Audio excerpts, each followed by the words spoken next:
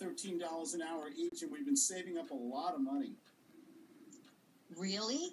Would you say that you have about $50,000 to put down on a place? That's the question. You know, I don't, but my lovely mother-in-law said she will give us all the money we need to help us buy the home.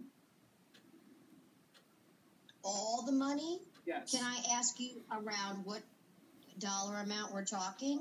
Are we talking 50,000? Are we talking 300,000? I just want to get an idea of what you could possibly get into. She said up to $35,000. Will we need more for a down payment? Well, we could put you in a teeny tiny starter place for $35,000 down with both of your salaries. Oh, we want the house on the beach and all that. Well, there is a very affordable place on the beach right now for $300,000. That is right below between Santa Monica and Malibu, and that is available. And you would $35,000 down would do it. How's your credit? And then a question. Okay, that was a question, but if I could help you get into that property that meets with your budget and with your mother-in-law help, is this something you want to do now and everything? That was very good. Now, round of applause for Audrey there. No, I need so much work. I have to role play all day. Okay, we role play because this is the practice we get. But the thing about it is not wasting time working. What is a good deal? How do we find a good deal for us as the salesperson or as the investor or whatever? We've got to ask these tough questions. My question would be, can I make money with these people, or am I going to waste 10, 20, 30 hours being on the phone, driving them around, and then worrying about, do they have the 10%, 20% down? And that's why qualifying them, having the guts or the self-esteem to ask them, hey, you're both baristas. I know baristas don't make a lot of money, and you want a house on the beach. Do you have $35,000, $50,000 down payment with excellent credit right now? That's exactly right now on that first phone call is when you should have that discussion. That's the takeaway from that whole thing. What do we look for in a good deal in real estate? What do we look for? Equity is one thing. What else? What else do we look for? Ease of transaction. Okay. Ease of transaction. Anything else? How about motivation? Totally motivation. Oh yeah, babe. Needs and greeds. Price or terms. Say again? Price or terms. Okay, price and terms, very important. Okay, I look for, the first thing that comes in my mind is, can I make money with these people, with this deal, with this situation? Can I make money when? Why are we in business? Today.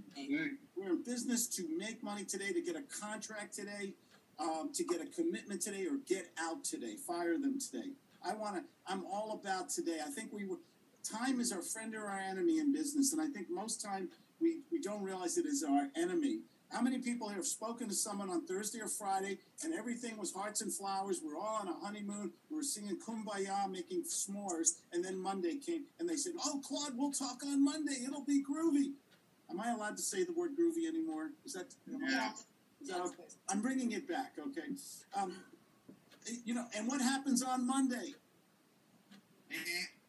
Voicemail. Yeah, voicemail. Yeah, the voicemail, that you can't get hold of them. Do you ever notice when there's a problem, in the beginning it was real easy to talk, to reach people, to text them, to email, to get them on the phone, and then when there's a problem, or usually it's related to money, what happens? Let me get back to you. You can't reach them, can you?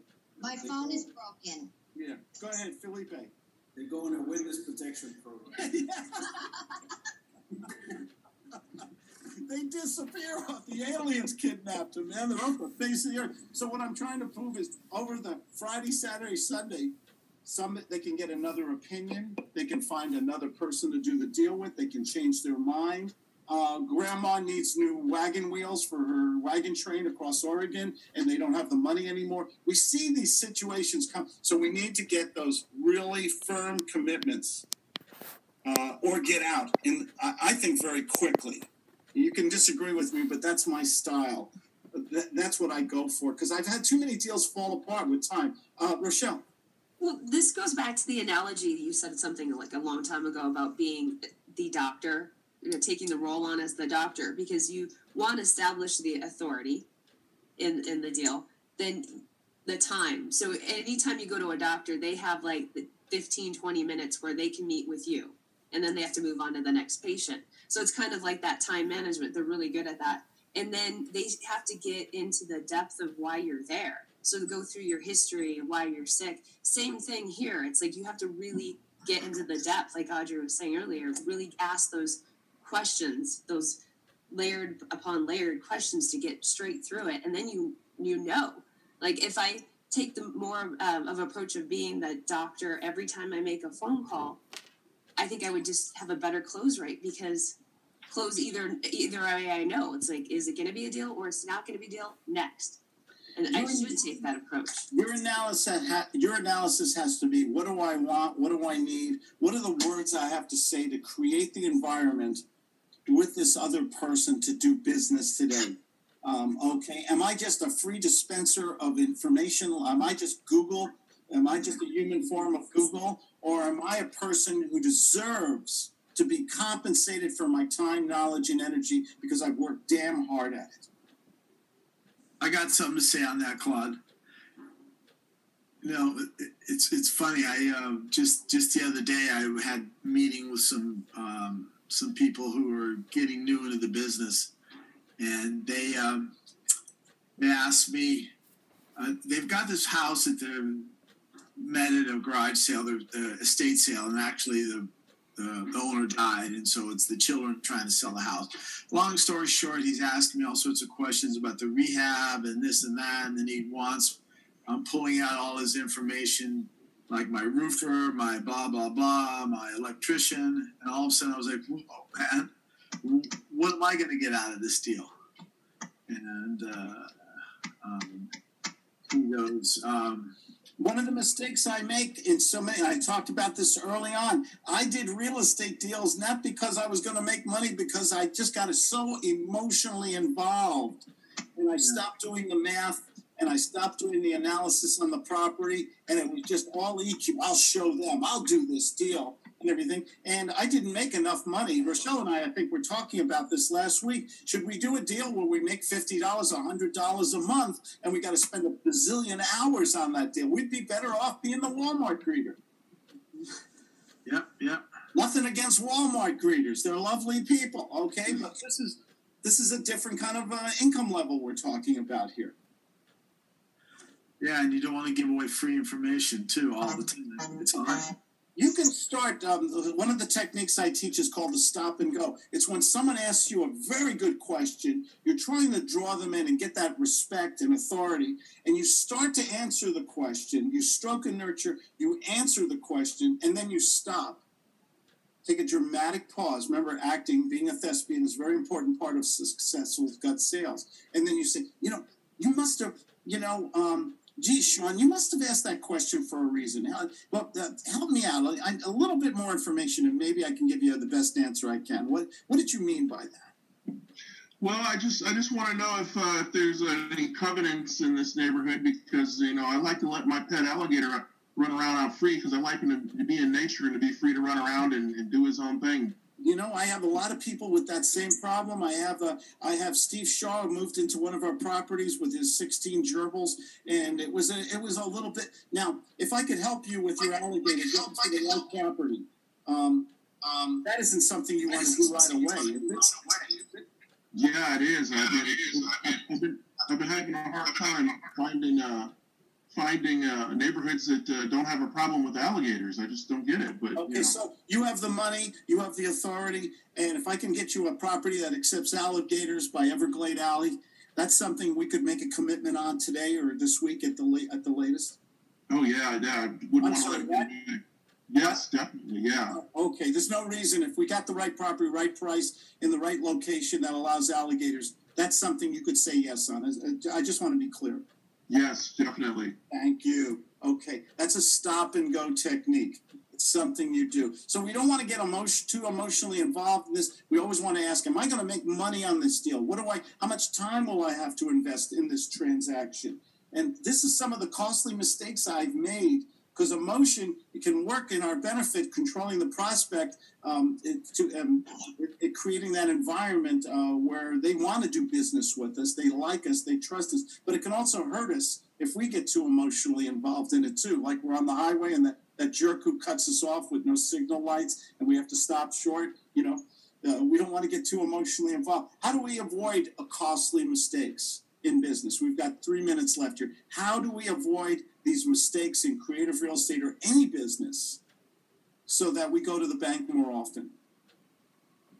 Well, one of the ways I think somebody just alluded to is making sure you do the math and let the math make the decision as opposed to how beautiful a house is or how great the neighborhood is. If the numbers don't add up, then it's not a deal.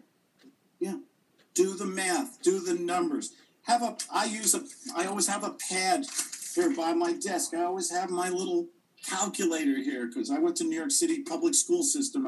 I still use fingers and toes and calculators. I have to figure out that deal right on the spot. Do I make money with this person? Consulting, buying, selling, lease purchasing, wholesaling. How do I make money with this person? Or are we on a free consulting merry-go-round? So, Claude, I have a question. Go ahead. Say hello. Yes. You're the last to come on and the last to ask a question. Yes, hello, Claude. Just real quick. So, about due diligence? How do you do the due diligence, and do you do that before you send the offer, or how will you do it? We do the offer first, and then. Okay. That's a great question. I'm glad you brought that up. When you say due diligence, help me out a little bit. What do you mean by due diligence specifically?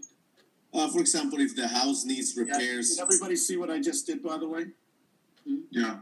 That's a stop and go. That's a redirection. Stroke, nurture, compliment, turn it around, make them do all the work. Now he has to define his question. Mm-hmm. Okay, I'm sorry you go. I just wanted to. Okay, yeah. Obvious. Oh no, that's great. What do you when you say due diligence? Seriously, what exactly is important to you? What do you mean by that? For example, if you want to do a lease option and the seller says the house is in good conditions, how do you know if that's really true? And you send the offer. Rule. People lie.